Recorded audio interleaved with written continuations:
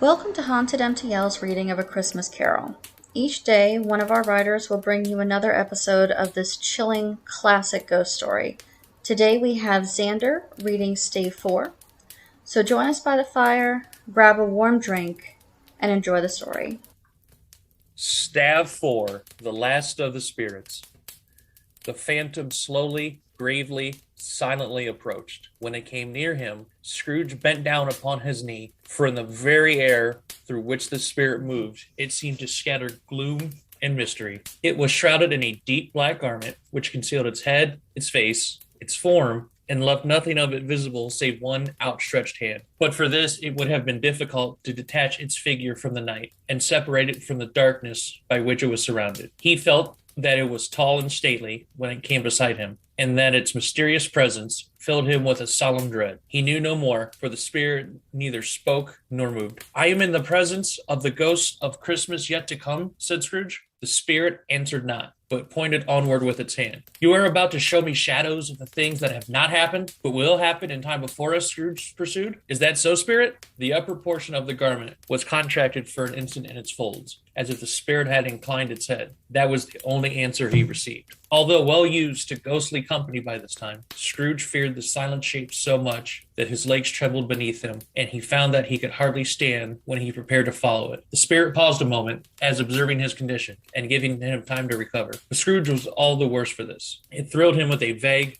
uncertain horror to know that behind the dusky shroud there were ghostly eyes intently fixed upon him, while he, though he stretched his own to the utmost, could see nothing but a spectral hand and one great heap of black. "Ghosts of the future," he exclaimed, "I fear you more than any specter I have seen. But as I know your purpose is to do me good, and as I hope to live to be another man from what I was, I am prepared to bear you company and do it with a thankful heart. Will you not speak to me?" It gave him no reply. The hand was pointed straight before them. "Lead on," said Scrooge. "Lead on. The night is waning fast, and it is precious time to me, I know.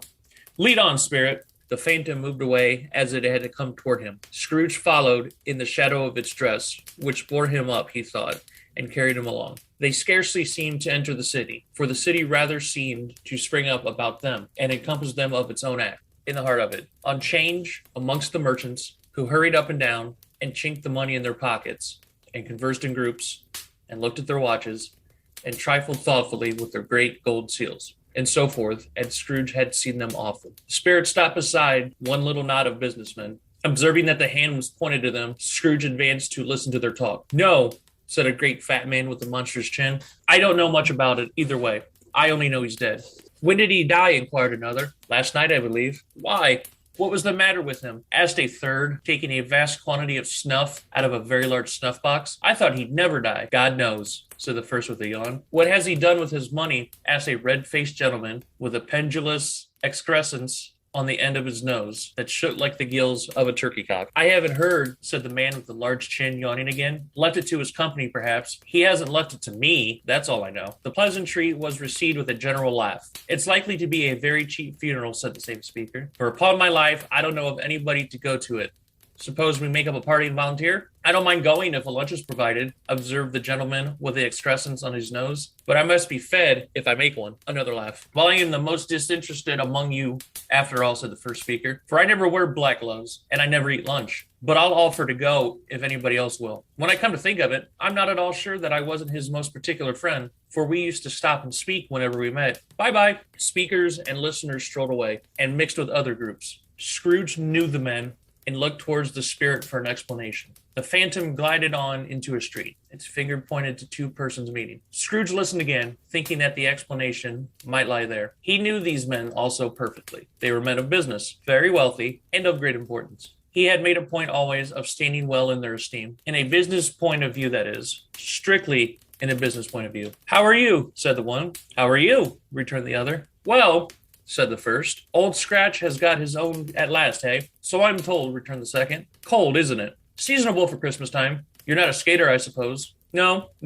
Something else to think of. Good morning." Not another word. That was their meeting, their conversation, and their parting. Scrooge was at first inclined to be surprised that the spirit should attach importance to conversations apparently so trivial, but feeling assured that they must have had some hidden purpose, he set himself to consider what it was likely to be. They could scarcely be supposed to have any bearing on the death of Jacob, his old partner, for that was past, and this ghost's province was the future. Nor could he think of any one immediately connected with himself, to whom he could apply them. But nothing doubting that, to whomsoever they applied, they had some latent moral for his own improvement. He resolved to treasure up every word he heard and everything he saw, and especially to observe the shadow of himself when it appeared. For he had an expectation that the conduct of his future self would give him the clue he missed, and would render the solution of these riddles easy. He looked about in that very place for his own image, but another man stood in his accustomed corner, and though the clock pointed to his usual time of day for being there, he saw no likeness of himself among the multitudes that poured in through the porch.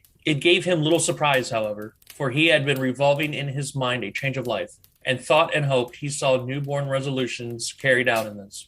Quiet and dark, beside him stood the phantom with its outstretched hand. When he roused himself from his thoughtful quest, he fancied from the turn of the hand, and its situation in reference to himself, that the unseen eyes were looking at him keenly. It made him shudder and feel very cold. They left the busy scene and went into an obscure part of the town where Scrooge had never penetrated before, although he recognized its situation and its bad repute. The ways were foul and narrow, the shops and houses wretched, the people half naked, drunken, slipshod, ugly. Alleys and archways, like so many cesspools, disgorged their offenses of smell and dirt and life upon the straggling streets, and the whole quarter reeked with crime, with filth, and misery. Far in this den of infamous resort, there was a low-browed beetling shop below a penthouse roof where iron, old rags, bottles, bones, and greasy offal were bought. Upon the floor within were piled heaps of rusty keys, nails, chains, hinges, files, scales, weights, and refuse iron of all kinds. Secrets that few would like to scrutinize were bred and hidden in the mountains of unseemly rags, masses of corrupted fat, and sepulchres of bones. Sitting in among the wares he dealt in, by a charcoal stove made of old bricks, was a gray-haired rascal, nearly 70 years of age, who had screened himself from the cold air without by a frowsy curtaining of miscellaneous tatters hung upon a line, and smoked his pipe in all the luxury of calm retirement. Scrooge and the Phantom came into the presence of this man, just as a woman with a heavy bundle slunk into the shop. But she had scarcely entered when another woman, similarly laden, came in too, and she was closely followed by a man in faded black who was no less startled by the sight of them than they had been upon the recognition of each other. After a short period of blank astonishment, in which the old man with the pipe had joined them, they all three burst into a laugh. "Let the charwoman alone to be the first," cried she who had entered first. "Let the laundress alone to be the second, and let the undertaker's man alone to be the third. Look here, old Joe, here's a chance. If we haven't all three met here without meaning it." "You couldn't have met in a better place," said old Joe, removing the pipe from his mouth. "Come into the parlor. You were made free of it long ago, you know, and the other two ain't strangers. Stop until I shut the door of the shop. Ah, how it squeaks. There ain't such a rusty bit of metal in this place as its own hinges, I believe, and I'm sure there's no such old bones here as mine. Ha ha! We're all suitable to our calling. We're well matched. Come into the parlor. Come into the parlor." The parlor was the space behind the screen of rags. The old man raked the fire together with an old stair rod, and having trimmed a smoky lamp, for it was night, with the stem of his pipe, put it in his mouth again. While he did this, the woman who had already spoken threw her bundle on the floor, and sat down in a flaunting manner on a stool, crossing her elbows on her knees, and looking with a bold defiance at the other two. "What odds, then? What odds, Mrs. Dilber?" said the woman. "Every person has a right to take care of themselves. He always did." "That's true indeed," said the laundress. "No man more so." "Why then, don't stand staring as if you was afraid, woman. Who's the wiser? We're not going to pick holes in each other's coats, I suppose." "No, indeed," said Mrs. Zilber and the man together. "We should hope not." "Very well, then," cried the woman. "That's enough. Who's the worse for the loss of a few things like these? Not a dead man, I suppose." "No, indeed," said Mrs. Dilber, laughing. "If he wanted to keep him after he was dead, a wicked old screw," pursued the woman, "why wasn't he natural in his lifetime? If he had been, he'd have had somebody to look after him when he was struck with death, instead of lying gasping out his last there, alone by himself." "It's the truest word that ever was spoke," said Mrs. Dilber. "It's a judgment on him." "I wish it was a little heavier judgment," replied the woman, "and it should have been. You may depend upon it, if I could have laid my hands on anything else. Open that bundle, old Joe, and let me know the value of it. Speak out plain. I'm not afraid to be the first, nor afraid for them to see it. We know pretty well that we were helping ourselves before we met here, I believe. It's no sin. Open the bundle, Joe. But the gallantry of her friends would not allow of this. And the man in faded black, mounting the breech first, produced his plunder. It was not extensive. A seal or two, a pencil case, pair of sleeve buttons, and a brooch of no great value were all. They were severally examined and appraised by old Joe, who chalked the sums he was disposed to give for each upon the wall, and then added them up into a total when he found there was nothing more to come. That's your account, said Joe, and I wouldn't give another sixpence if I was to be boiled for not doing it. Who's next? Mrs. Dilber was next. Sheets and towels, a little wearing apparel, 2 old-fashioned silver teaspoons, and a pair of sugar tongs, and a few boots. Her account was stated on the wall in the same manner. I always give too much to ladies. It's a weakness of mine, and that's the way I ruin myself, said old Joe. That's your account. If you had asked me for another penny and made it an open question, I'd repent of being so liberal and knock off half a crown. And now undo my bundle, Joe, said the first woman. Joe went down on his knees for the greater convenience of opening it, and having unfastened a great many knots, dragged out a large and a heavy roll of some dark stuff. What do you call this, said Joe. Bed curtains. Ah, returned the woman, laughing and leaning forward on her crossed arms. Bed curtains. You don't mean to say you took him down, rings and all, with him lying there, said Joe.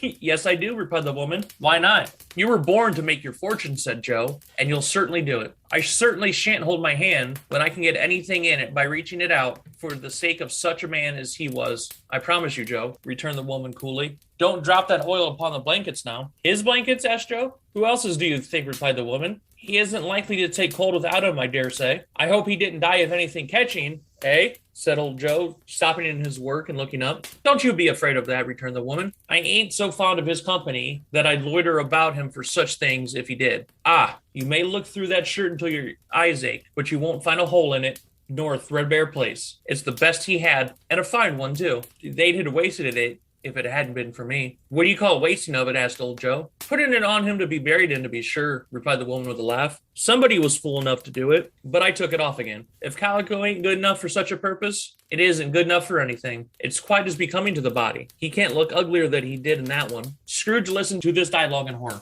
As they sat grouped about their spoil, in the scanty light afforded by the old man's lamp, he viewed them with a desiccation and disgust, which could hardly have been greater, though they had been obscene demons marketing the corpse himself. Ha ha! Laughed the same woman when old Joe, producing a flannel bag with money in it, told out their several gains upon the ground. This is the end of it, you see. He frightened everyone away from him when he was alive, to profit us when he was dead. Ha ha ha! Spirit, said Scrooge, shuddering from head to foot. I see. The case of this unhappy man might be my own. My life tends that way now. Merciful heaven, what is this? He recoiled in terror, for the scene had changed. Now he almost touched a bed, a bare, uncurtained bed, on which beneath a ragged sheet there lay a something covered up, which, though it was dumb, announced itself in awful language. The room was very dark, too dark to be observed with any accuracy, though Scrooge glanced round it in obedience to his secret impulse, anxious to know what kind of room it was. A pale light, rising in the outer air, fell straight upon the bed, and on it, plundered and bereft, unwatched, unwept, uncared for, was the body of this man. Scrooge glanced towards the phantom. Its steady hand was pointed to the head. The discoverer was so carelessly adjusted that the slightest raising of it, the motion of a finger upon Scrooge's part, would have disclosed the face. He thought of it, felt how easy it would be to do, and longed to do it, but had no more power to withdraw the veil than to dismiss the spectre at his side. O cold, rigid, dreadful death, set up thine altar here, and dress it with such terrors as thou hast at thy command, for this is thy dominion. For the loved, revered, and honored head, thou canst not turn one hair to thy dread purposes, or make one feature odious. It is not that the hand is heavy, and will fall down when released. It is not that the heart and pulse are still, but that the hand was open,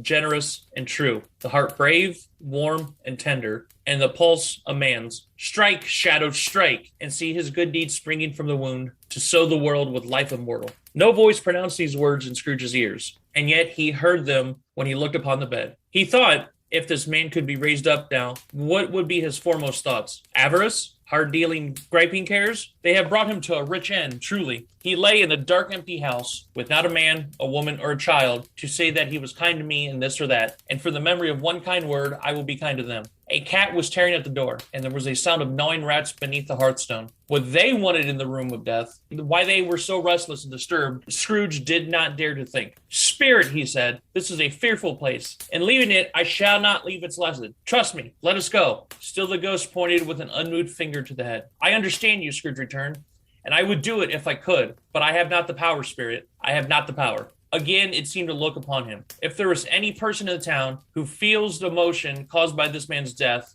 said Scrooge, quite agonized, show that person to me, Spirit. I beseech you. The phantom spread its dark robe before him for a moment, like a wing, and withdrawing it, revealed a room by daylight where a mother and her children were. She was expecting someone, and with anxious eagerness, for she walked up and down the room, started at every sound, looked out from the window, glanced at the clock, tried, but in vain, to work with her needle, and could hardly bear the voices of the children in their play.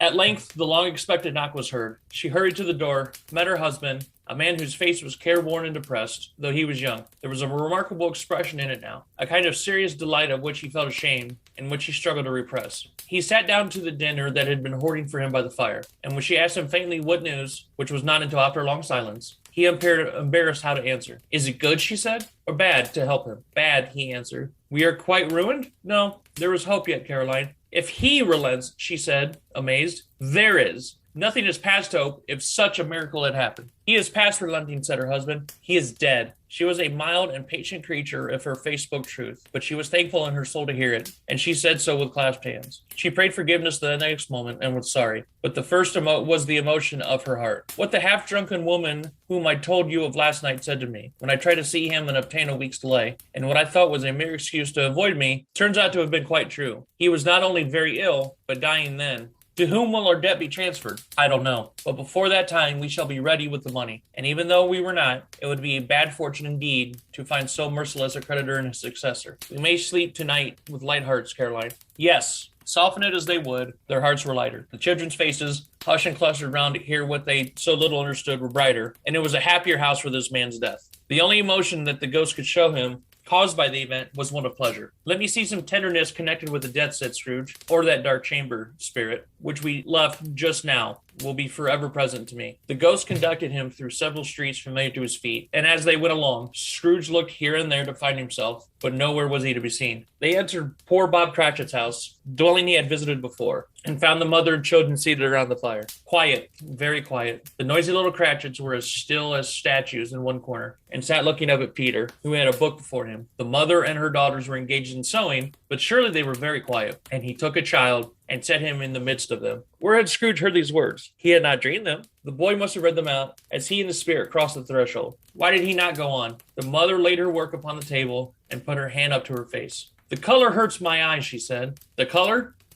Ah, poor Tiny Tim.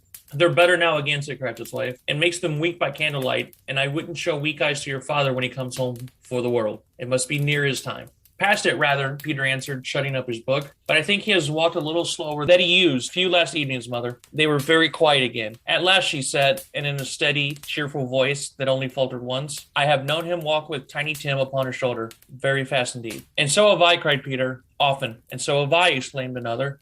So had all.